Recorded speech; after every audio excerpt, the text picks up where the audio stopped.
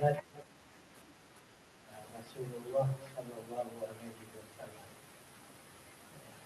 Jadi sekarang ini kita bicara mukjizat. Ya, kalau mau itu kita bicara tentang Nabi Muhammad ya, Shallallahu Alaihi Wasallam dan sifat-sifatnya. Itu yang apa namanya ya perlu kita ketahui dan kita di sini ya selalu mengambil langkah atau kita sebutkan sunnah ya. Sunnah Darul wal Irsyad ya, senantiasa memperingati ya, setiap tahun Maulid dan juga Isra-nya. Itu sudah menjadi tradisi kita. Dan alhamdulillah pagi hari ini kita di Pondok Pesantren Hamran.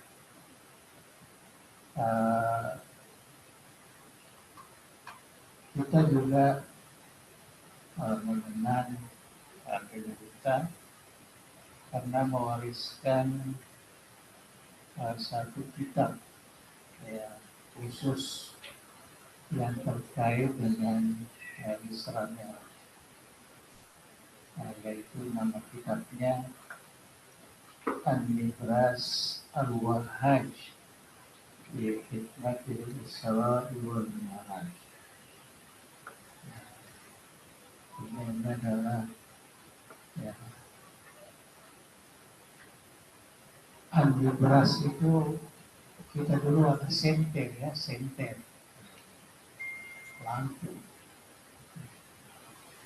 lampu yang terang wahaj yang menjelaskan tentang hikmah Isra. Jadi dalam kitab ini ada dua bagian. Bagian yang pertama yaitu hikmah. Cuma dulu kita buat istilah as-su'al, ya, as-ilah, soalan-soalan yang terkait dengan peringatan Isra-nya. Ya, itu ada berapa disebut? Ada 11 soal. 11 soal. Kalau kita mau bahasakan yang lebih sesuai, 11 hikmah yang terkait dengan Isra-nya. Dan ini merupakan penafsiran yang diilhami oleh Al-Qur'an, hasil bacaan beliau tentang Isra-nya. Jadi betul dia hasil karya beliau, pemikiran beliau. Kenapa Isra-nya dari Masjidil Haram ke Masjidil Aqsa? Apa hikmahnya? Kenapa tidak langsung saja naik ke Sidratil Muntaha? Itu ada semua disebutkan.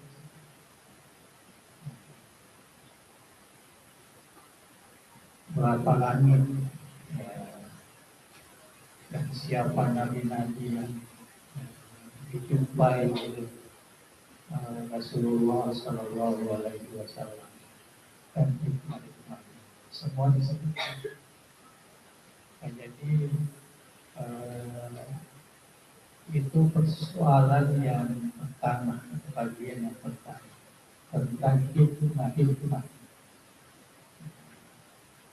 yang terkait dengan Isra-nya. Kemudian bagian kedua ialah Qissatul Isra wal Mi'raj. Ini sebenarnya bukan Sirah, bukan hasil ciptaan Nabi Muhammad, tapi beliau menegaskan dari kitab Isra Mi'raj yang selalu dibaca dulu, ya dulu. Nah, sekarang nggak lagi, ya, nggak lagi dibaca. Kalau dulu kan setiap ya buat peringatan Isra Mi'raj dan dibaca oleh imam. Tapi yang dibaca itu bahasa Arab, ya, bukan dibaca dengan hadis. Jadi kita tidak paham. Kalau dasarnya pertama-tama maulid, ada kita maulid, rasanya ada kita maulid. Kalau kita Isra Mi'raj ini ada juga tulis oleh Al-Qur'an Harun al-Rashid dalam bahasa Buddha juga. Kalau pertama terjemahan Buddhis Al-Barazani, ya. Saya kira itu perlu diperbaharui semua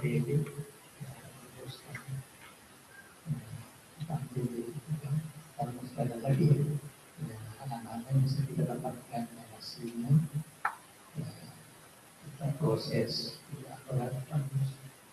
dan menjadi bacaan, karena pada saat ini sampai sekarang masih dibaca di masyarakat.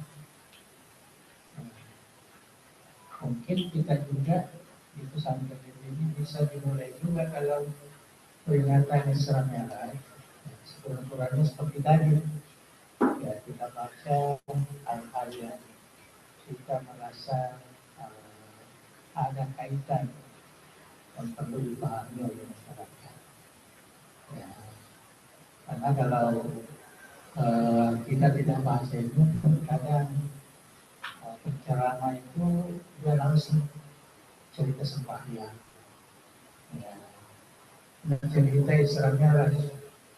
Jadi tidak kembali hanya memahami tentang ya, fadilah sembahyang. Padahal kita dididik dulu, kita bapaknya dulu, dan atau bapaknya kalau beliau datang di satu majlis Isra Mi'raj, kemudian pencerahannya tidak disebutkan kisah Isra Mi'raj itu, mulai dari Baitul Haram, perjalanannya, ya, sembahyang di Madinah, kemudian di kelahiran Nabi Isa, tempat perjumpaan Nabi Musa seperti sampai ke Baitul Muqaddas, terus sampai naik ke Bukit Muntah, ke Mustawa. Ya marah pun terotomatis, tapi juga juga ada perkara, ya, bicara salah dengan saya dengan turut kita semua sudah siap itu pun seperti itu. Ya, dari masjid apa namanya wilayah, ya, cerita. Pada hari pesan-pesannya sudah jelas, kemudian dikeluarkan kepada semuanya. Ya itu masyarakat itu. Jadi kalau baca ada di situ, setelah buat sambutan terakhir,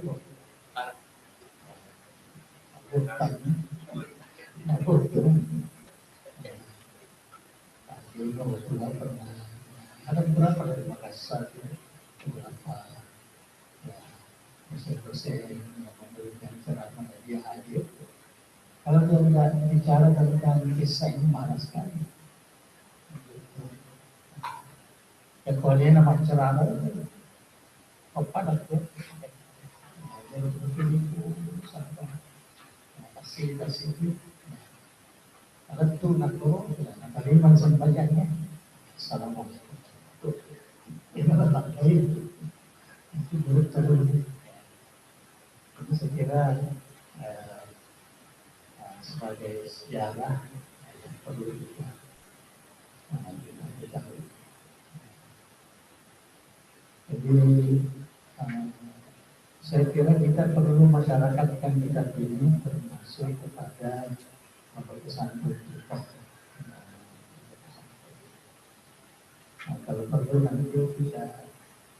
mungkin kita harus ikut zaman juga.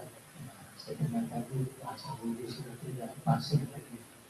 Ya, nah, kita bahasa Buddhis sudah tidak pernah terjemahan Indonesia bagus, perusahaan juga. Tapi tetap ini harus dipelihara. Dan kita coba lagi anak-anak yang edukasi. Masih kira tidak semua kan orang Buddhis ya, yang lain tidak paham apa-apa. Terus sebabnya perlu mungkin bagi pemuda bahasa Indonesia itu agak mudah.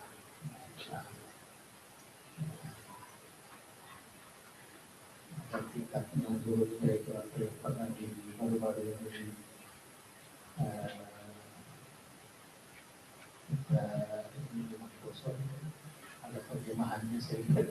Ketika saya cadangkan terjemahan yang dipakai karena bahasa dulu kita terjemahkan dalam bahasa sekarang yang dipahami oleh anak-anak kita ini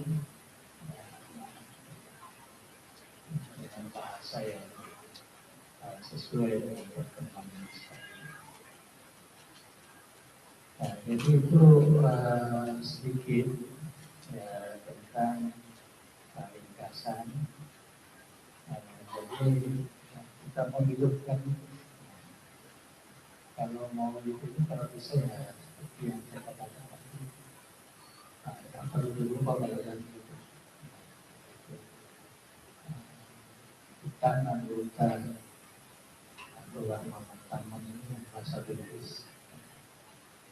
Dulu orang memang ulama kita kalau pada saat itu dia terjemahkan. Kalau dulu itu tafsir besar sekali suaranya.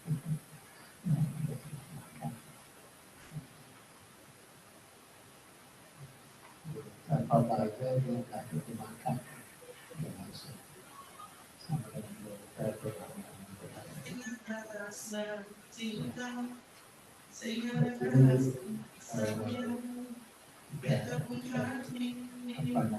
dijadikan sebagai tradisi kita. Kalau istilahnya di lembaga-lembaga ini pesantren bahasa ataupun penerus kita baca sebagian penting supaya kita teringat ya, termasuk lagu-lagunya yang dibuat untuk kita semuanya ada rasa apa namanya kedisiplinan kita itu muncul.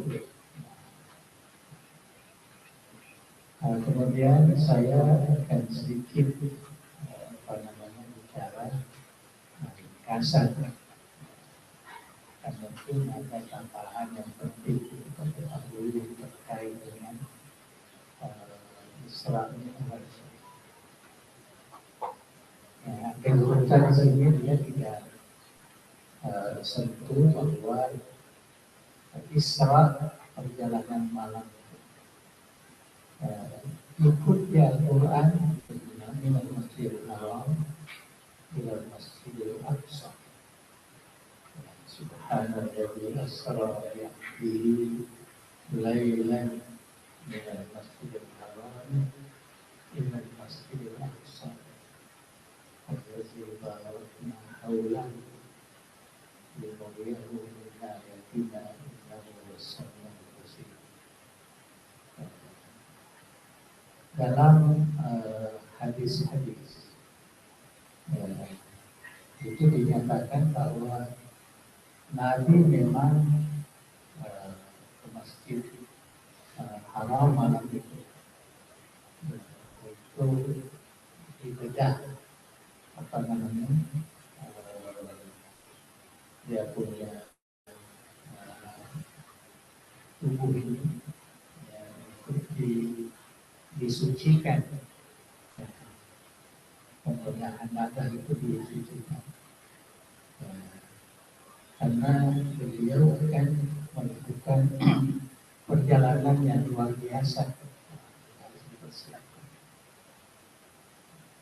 Jadi menurut dalam hadis itu, Nabi awalnya di rumahnya sepupunya, itu yang namanya Ummu Hani, ya, kakaknya Sayyidina Ali. Di rumahnya, ya, di rumahnya karena Nabi pada waktu itu tidak terlalu aman. Ya, ada sekelompok orang Quraisy ini yang mau menyakiti ataupun kasarnya membunuh Rasulullah itu perjuangannya. Jadi Nabi itu malam itu dia di rumah Nabi. Dan dia di atas tempat itu, dan Ummu Hani ini menjaga beliau, ya, menjaga. Jadi Ummu Hani ketika melihat tempat tidurnya tidak ada orang, ya, terus panggil pamannya di tetangganya juga, Sayyidina Abbas. Abbas, Muhammad sudah diculik, kami takut, katanya diculik. Abbas turun, tapi keluar dari rumahnya kan seperti ini, awal keluar dari rumah, terus sudah dilihat pulang ke atas, membawa Nabi Muhammad pulang. Itu ringkasnya itu perjalanan di luar, sama kita katakan di luar dimensi waktu. Itu yang disebut dalam Al-Quran, Subhanalladzi asra bi'abdihi lailan. Jadi anak-anak yang belajar bahasa Arab, lailan bukan satu malam, tapi sedikit di waktu malam. Itu terjemahnya. Sedikit. Tanwin, 2 baris. Ulama bahasa mengatakan itu tanwin litaklid. Dibilang ala qillat al-waqt. Jadi menunjukkan bahwa waktu yang digunakan Nabi Isra Mi'raj itu sangat simpel, ya, tidak bisa masuk akal. Itulah tandanya bahwa Isra Mi'raj itu adalah mukjizat. Nggak bisa dikaitkan dengan pendalaman cahaya atau apa. Kan biasa kita dengarkan para ilmuwan kita kalau dia sedang tentang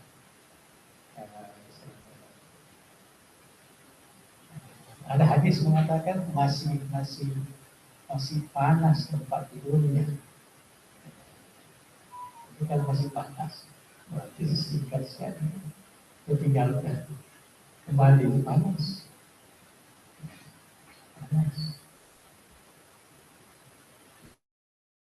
Jadi itulah ya sedikit gambaran awal ya. Dari situlah kalau menurut riwayat menurut hadis, malaikat yang mengambil Nabi dari tempat tidur, ya Mikail dan Jibril mengangkat ke Baitul Haram. Tinggal hati kalau disebut dalam sejarah itu, ya dekat apa namanya, Batu Masa Ekor, dekat di situlah, dekat Zamzam dulu, nah, di situlah dipegang persiapan. Ya. Karena Nabi ini kalau menurut riwayat itu ada 3 kali lah yang pasti waktu masih umur 2 tahun dibedah juga badannya, waktu mukjizat, waktu Isra Mi'raj, kemudian juga waktu mau dilantik menjadi nabi juga.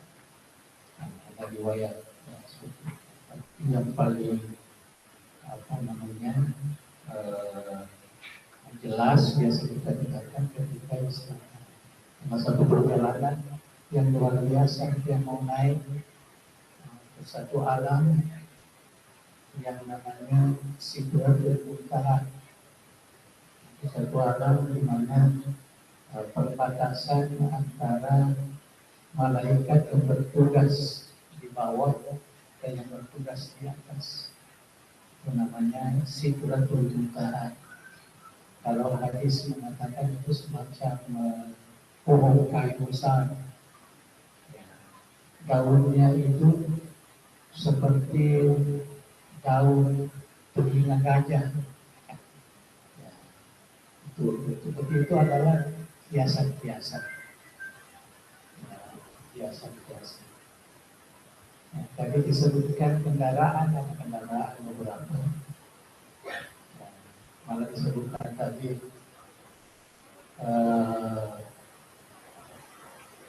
Nabi itu awalnya kan diperjalankan menggunakan jasad seperti kita ini, jasad biasa.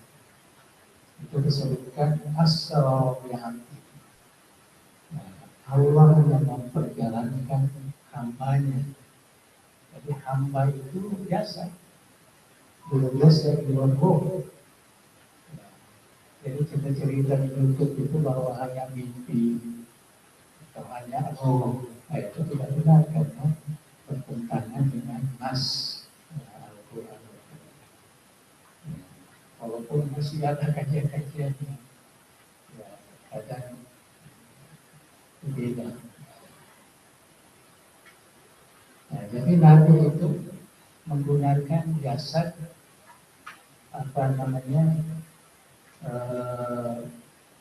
dengan ruh. Manusia biasa, manusia. Itu yang digunakan waktu masih Isra, masih perjalanan melalui bulan. Naik ke atas itu menggunakan Mi'raj. Itu sebabnya Isra Mi'raj. Ya, Mi'raj itu ismu Allah namanya, ismu sat. Ismu sat. Artinya ismu Allah. Ya, Allah untuk naik ke atas. Araja ya'arud. Ya. Jadi dari situ Mi'raj. Jadi Mi'raj itu kalau Ma'raj tempat atau waktu. Mi'raj itu alatnya yang dinaikkan. Itu yang digunakan Nabi naik. Dan menurut riwayat hadis, Mi'raj ini, Mi'raj itu sebenarnya inilah Mi'raj yang dipakai oleh malaikat. Naik yang ke atas. Ada juga riwayat mengatakan Mi'raj inilah yang dipakai nanti roh orang-orang beriman apabila dia meninggal dunia. Itu dipakai naik ke atas untuk dihibur. Karena mereka adalah orang-orang beriman. Inilah yang dipakai oleh Nabi sampai ke langit yang pertama. Langit yang pertama. Nah, cuma ada tadi disebutkan anak kita membaca di langit pertama ini disebut kota Manulu. Ya, itu bisa ya saya pun pernah memikirkan. Ya, tapi bukan kota kan, masuk kota atau apa ya. Nah, kita lihat aslinya, kita bisa pikirkan sebenarnya. Istilah kota Manulu ini kita nggak akan dan jarang ya. Berarti kota Manulu. Tapi kalau istilah tempatnya, maka kita kota Manulu ini. Nah, jadi itu sedikit ya, perjalanan sampai di langit yang pertama ini. Maka naik ke atas ini menggunakan sayap. Itu tadi disebutkan sayap malaikat. Ini juga disebutkan di sini sayap. Jadi kalau menggunakan sayap malaikat, nah, tidak mungkin tubuh kasar Nabi yang dipakai harus berubah menjadi tubuh malaikat. Nah, itu saya dikatakan tadi, dia hanya masyariah waktu masih manusia biasa. Ya, kemudian malaikiyah, ya, sampai ke Sidratil Muntaha masih menggunakan tubuh malaikiyah. Setelah sampai di sana, Nabi harus berubah lagi, tidak mungkin karena Jibril sudah tidak akan naik lagi, bukan malaikat yang antar. Tapi Nabi harus jalan sendiri. Nah, kalau dalam Al-Quran dikatakan id yaghshas-sidrata ma yaghsha. Ya, jadi ketika Sidratul Muntaha itu diselubungi dengan cahaya, Nabi pun berubah menjadi cahaya, kembali ke bentuk asalnya waktu mulai diciptakan Nur Muhammad. Itu di sana disebut, di sini ada disebut Nur Muhammad. Saya hanya menekankan sudah, nanti kalau membaca ya sudah ya dipahami. Jadi Nabi berubah menjadi cahaya, menjadi cahaya. Jadi karena berubah menjadi cahaya, tubuh kasarnya ini berkumpul di kakinya, itulah yang menjadi lebih kaji, istilahnya lebih kaji. Punya sandal, menjadi sepatu, menjadi sepatu. Setelah naik ke atas sampai di Mustawan, guru tidak menyebut ada satu tempat namanya Rafraf. Karena Nabi kita itu dia mau cabut sandalnya, karena dia teringat waktu Nabi Musa itu dia mau masuk ikhla' ma'alaika fa innaka bil wadil muqaddas itu. Coba jangan kamu pakai sandal Musa, kamu ini di tempat yang suci. Jadi Nabi ingat itu. Dan Nabi pun mau tanggalkan sandalnya. Terus ada pernyataan la takhla'na alaihi. Jangan. Kemudian sebut Nabi itu. Kalau kamu cabut, maknanya kamu jadi cahaya terus, tidak mungkin kembali ke bumi lagi. Ya, sedangkan perjuangan kamu baru mulai. Jadi dia nggak cabut, langsung dilakukan. Ya, Guru ini langsung menyebutkan bahwa Allah mengatakan satu, ya Muhammad, ya, mintalah saya akan berikan. Dan menurut riwayat yang lain sebelum permintaan Nabi disuruh meminta, Nabi itu langsung sujud. Nah, langsung sujud di tempat yang suci itu, Rafraf namanya. Dalam hadis sujud, ya, bacalah at-tahiyatul mubarakatus salawatul thayyibatul. Yang kita baca ketika sembahyang. Ya. Kemudian Nabi menjawab, kemudian Allah menjawab. Jadi Nabi mengatakan at-tahiyat sebagai penghormatan, macam kita masuk assalamualaikum. Jadi Nabi juga masuk memberi salam at-tahiyatul mubarakatus salawatul thayyibatul. Terus ada suara dengan assalamualaikum warahmatullahi wabarakatuh. Kemudian Nabi memahami, jangan hanya saya yang selamat, ya saya mau juga umatku selamat. Ya kita ini lah, kita juga mau selamat. Jadi Nabi menyebut assalamualaikum wa ala ibadillahis sholihin. Itulah yang kita baca. Ya, sembahyang itulah yang disebut oleh Rasulullah as-shalat mi'rajul mu'minin. Jadi kalau kita mau mi'raj, seperti Nabi ini ya kita sembahyang. Setelah itulah baru diminta kepada Rasulullah, ya Muhammad is'al tu'ta. Nabi mengatakan apalagi saya minta karena sudah ini, artinya dia tawaduk lah seperti hadapan Tuhan. Jadi dikatakan kepadanya kamu kata Allah, saya ja'altuka habiban. Kalau saya berikan Nabi Musa kalimullah, Nabi Ibrahim Khalilullah, saya berikan Habibullah, Habibur Rahman,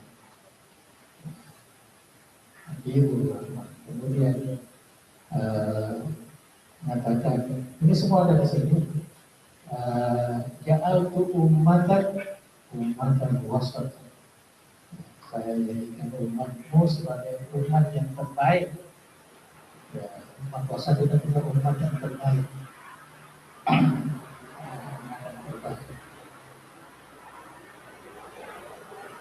Jadi kita itu sebenarnya sudah umat Islam ini, umat wasatiyah. Bukan kita mau menjadi umat wasatiyah, kita sudah umat wasatiyah. Kalau kita bukan umat wasatiyah, kita bukan umat Islam. Kita pahami kan, karena sekarang ini orang suka moderasi, wasatiyah dan sebagainya. Seakan-akan kita mau menjadikan umat ini menjadi umat moderat. Padahal umat kita sudah moderat. Memang itulah tabiat, itulah sifat umat Islam. Kalau tidak begitu bukan umat Islam namanya.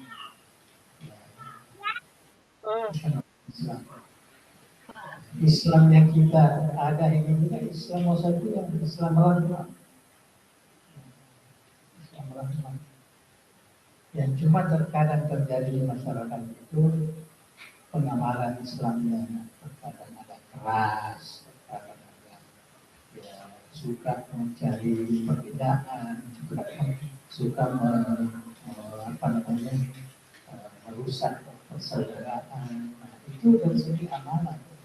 Tapi kita punya agama, kita punya umat, itu semua sudah moderat. Kalau tidak moderat itu bukan orang Islam, bukan umat Islam namanya. Itu yang kita paham dari situ.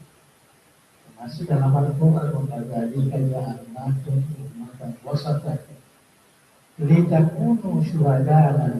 Jadi yang menjadi program kita dalam agama, bagaimana masyarakat menjadi masyarakat contoh. Ya, umat Islam menjadi contoh. Santri kita ini menjadi umat Islam contoh. Ya, itulah perjuangan, itulah dakwah sebenarnya. Tapi kalau wasat itu tidak, kita sudah wasat ya, dari sananya. Dari sananya kita sudah wasat. Tuhan sudah mengklaim kita. Padahal umatan wasat. Jadi kita pada Nabi. Barulah diperintahkan sembahyang, sholat, sembahyang 50.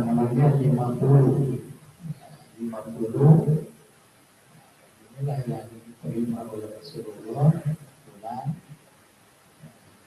Tapi Nabi Musa setelah berjumpa bilang dia komplain, jangan terima itu 50 banyak. Umatku saja hanya 2 kali saja, sekali pagi sekali sore. Rakaatan di Ramadan, rakaatan di Syawal. Banyak sekali yang tidak sembahyang, yang 2 kali saja.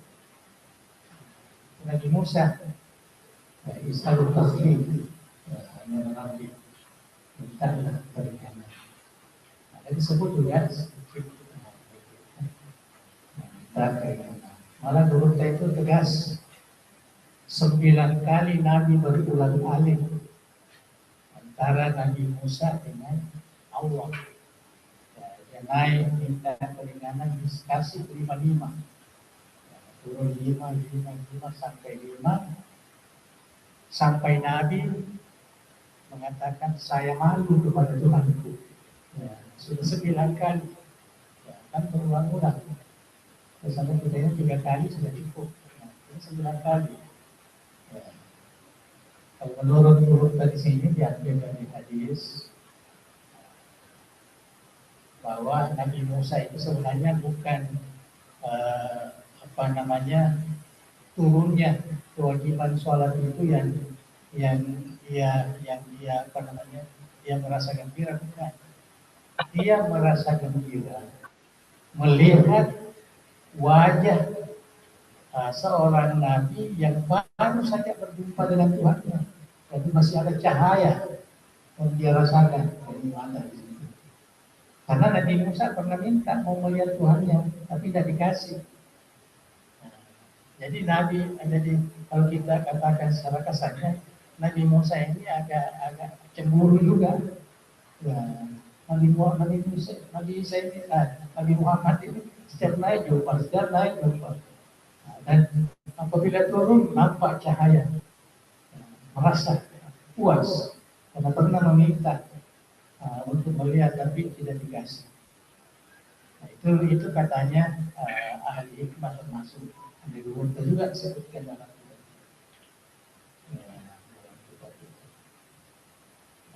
tapi yang jelas sembahyang itu sabit, tetap, kekal 50 waktu sembahyang itu memang merupakan 50 sembahyang itu memang sudah perintah, tapi teknis pelaksanaannya hanya 5. Ya, 5 waktu teknisnya. Tapi 50 tetaplah, Anda akan berubah kan? Nah, karena itu sudah perintah. Iftaratu ala ummati khamsina sholatan. Itu sudah jelas 50. Cuma teknis pelaksanaannya hanya 5. Ya, jadi kita berhati-hati jangan tinggalkan sembahyang. Sekali mana 10 itu sembahyang kita tinggalkan. Harus itu sedikit ya riwayatnya. Itu yang dibawa oleh Rasulullah. Sampai di situ ya, Nabi mengadakan Isra Mi'raj. Satu semua Arab Quraisy, ya, keluarganya banyak dia sebutkan. Jadi itu sudah sering kita dengarkan bagaimana pembangkangan orang-orang Quraisy waktu itu. Mereka susah untuk mempercayai, ya, sampai ke Baitul Muqaddas saja ini katanya kita jalan 1 bulan, balik 1 bulan. Ini hanya tadi malam katanya datang, tak mungkin. Ya, tak mungkin. Kecuali Abu Bakar, ya, dari Allah. Jadi Abu Bakar saya percaya walaupun dan jauh dari itu saya beriman. Itulah sedikit riwayat. Dan setelah zuhur, Jibril mengajarkan sembahyang yang wajib. Jadi sembahyang paling awal dilakukan oleh Nabi Muhammad itu adalah sembahyang zuhur. Sembahyang zuhur, kemudian asar, kemudian maghrib, isya sampai subuh. Zuhur keduanya lagi di waktu yang terakhir. Ya. Jadi hari kedua itu waktu terakhir. Baru dikatakan itulah sembahyang yang diperintahkan oleh Allah kepadamu dan waktunya seperti yang telah kita lakukan. Antaranya itu semua waktu. Jadi jelas sekali sembahyang waktu itu jelas. Tidak ada keraguan-keraguan. Kalau ada yang mau rubah-rubah itu ya. Nah, itu yang sembahyang kita dan Nabi sangat bersyukur menerima sembahyang itu karena Nabi memang pernah waktu Mi'raj itu dia lihat malaikat di Baitul Ma'mur. Dia lihat ada malaikat yang berdiri ada malaikat yang sujud, ada malaikat yang rukuk. Ya. Jadi Nabi merasa, mudah-mudahan sembahyang seperti ini saya diberikan oleh Allah. Ya, betul lah diberikan ada berdiri, ada rukuk, ada sujud, wudhu dan sebagainya. Jadi itulah, saya kira ada juga disebutkan di tadi. Ya, mungkin ada yang tidak disebutkan, ada yang disebutkan, supaya kita betul-betul meresapi ya, perjalanan Isra Mi'raj. Dan itu adalah perjalanan mukjizat.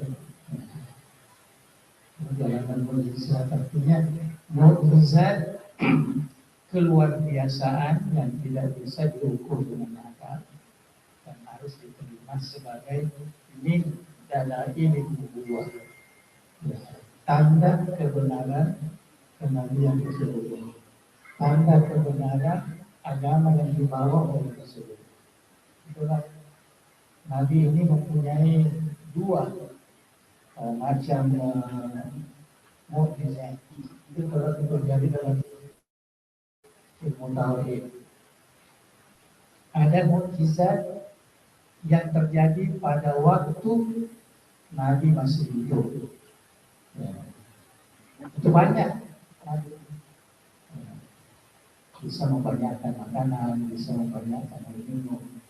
Banyak lagi yang lain, sujudnya, apa namanya, batu-batu sujudnya, apa namanya, para binatang-binatang. Itu disebutkan dalam sirah Allah SWT. Tapi mukjizat yang kekal sampai di hari kemudian ini hanya dua. Ya, pertama Isra Mi'raj, ya, yang kedua Al-Quranul Karim. Nah, itulah dua mukjizat. Kita ingat itu. Mukjizat itu adalah ilmu. Nah, termasuk tanda Nabi. Ya, tanda Nabi. Kalau macam mukjizat luar biasa terjadi kepada ulama, kepada orang saleh, kepada wali-wali, itu namanya karamah. Ya, karamah. Itu juga terjadi karena karamah itu bagian daripada mukjizat itu. Hanya orang ini menunjukkan bahwa beliau itu adalah orang yang saleh, ya, orang yang artinya karena banyaknya pendekatannya kepada Allah, ya, maka diberikan berdoa diterima. Nah, sama beruntun berdoa diterima. Ya, tidak ada hal-hal yang penting ada bantuannya. Kita tidak tahu dari mana asalnya. Itu namanya ya, karamah doa. Kalau seperti manusia biasa, orang Islam, orang beriman, macam kita ini, yang mau nggak? Karena kita telah mobilnya sudah hancur, dia masih hidup. Itu mau nggak? Depannya terlampau jatuh, masih sehat. Ada apa? Terus ya, jadi padahal menurut perhitungan tidak jadi. Tapi kok untungnya banyak. Namanya maunah itu namanya maunah yang diberikan oleh Allah. Ya, kita tidak tahu apa sebab, tapi kita orang beriman, kita percaya itu yang disebut min haitsu la yahtasib. Ya, kadang kita tetap pernah bayangkan kok jadi ya, jadi begitu. Ya, itu bisa dimasukkan juga main-main saja masuk dunia ke luar negeri kok lulus ya tepat ya. Ada juga yang memang sudah persiapan sudah macam-macam dilakukan pendekatan malah menyogok lagi dan sebagainya itu tidak ada jadi ya itu adalah ya, makmunah orang biasa. Malah orang buruk pun, orang tidak saleh pun, tapi itu namanya istidraj, mau ditambahkan dosanya supaya menjadi ahli neraka. Ya, jadi ditambahkan apa juga. Contohnya itu Musailama Al-Kadzdzab. Musailama ini dia mengaku Nabi, kemudian dia memperlihatkan saya ini Nabi, dia pergi meludahi sumur, tapi sumurnya jadi hitam, airnya jadi pahit. Ya. Jadi pahit artinya nggak bermanfaat, tapi luar biasa juga, dan luar biasa. Itu orang-orang yang kafir, orang yang Islam, tapi ada keluarbiasaan. Ya, itu namanya istilah, artinya orang itu ya, memang sudah diasingkan oleh Allah Subhanahu wa Ta'ala. Nah, saya kira cukup itulah yang dapat saya sampaikan. Jadi harapan saya itu kita akan berusahakan supaya bisa tersebar ke seluruh lembaga pendidikan kita untuk dibaca. Saya kira dalam satu pesantren itu masih ada yang bisa baca. Kemudian ada foto-foto itu satunya dibaca itu supaya karena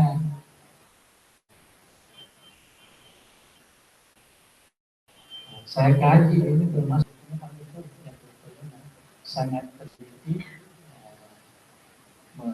membaca kitab ini. Nah, ada yang paling dari sudut apa namanya membahasakan itu ya, kadang kita sulit memahami bahasanya itu. Tapi kalau saya tidak itu ada itu tadinya berbahasa Arab itu lebih mudah. Mungkin karena bahasa waktu itu kan yang berubah, maka saya lihat penerimanya masih ada bahasa Indonesia, masih ada istilah-istilah tidak apa-apa, yang jelas saya baca buku itu bagus, bukan berkahnya. Saya kira inilah yang dapat saya sampaikan. Dan mungkin kita dapat diri sama-sama sudah siap ya. Ada lagi yang saya sebut, ada lagi. Marilah kita sama-sama berdoa dengan memulai sama-sama membaca ilmu kita, menghaji yang Al-Fatihah. Dia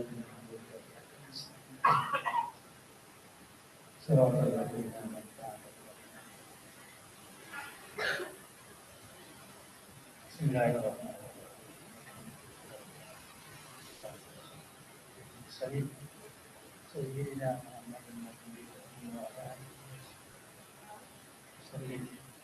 Allahumma barik lana fi majlisina hadza wa ja'alna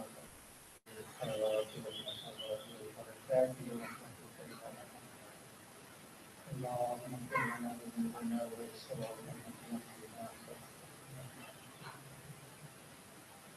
اللهم أصلح ذات بيننا وألف بين يا حي يا قيوم برحمتك نستغيث أصلح لنا شأننا كله ولا تكلنا لأنفسنا طرفة عين ولا تجعل الدنيا أكبر همنا ولا مبلغ علمنا ولا تسلط علينا من لا يرحمنا برحمتك يا أرحم الراحمين. اللهم يا تستغفر لنا خزائنا وجمعنا هذا المعهد المبارك الموفق من العلم والمعرفة برحمتك يا رحمن يا رحيم. اللهم بلغتنا هذه بلدة مباركة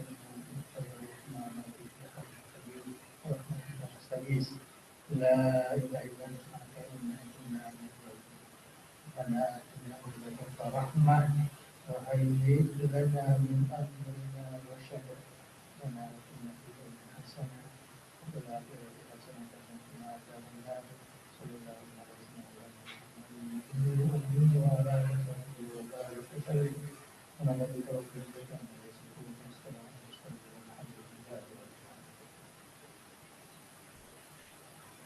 Dari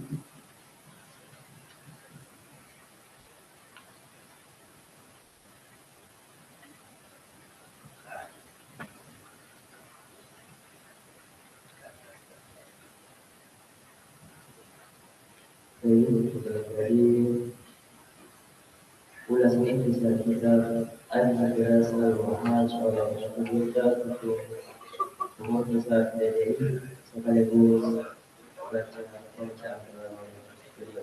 Diucapkan syukur Islam semoga. Baik, tugas kita di penghujung acara pada pagi menjelang siang hari ini. Apabila terdapat kesalahan dan isi mohon dimaafkan. Kita tutup dengan bersama-sama melafazkan hamdalah.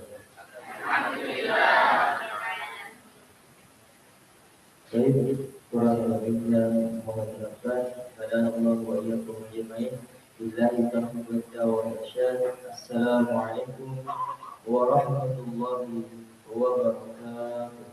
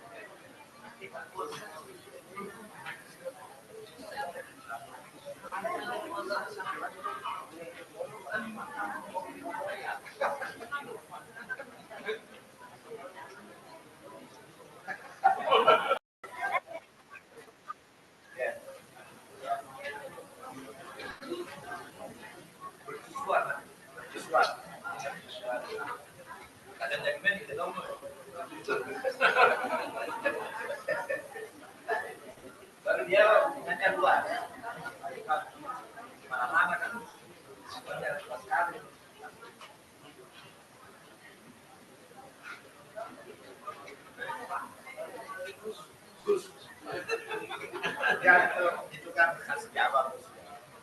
Sekarang pakai kita aja.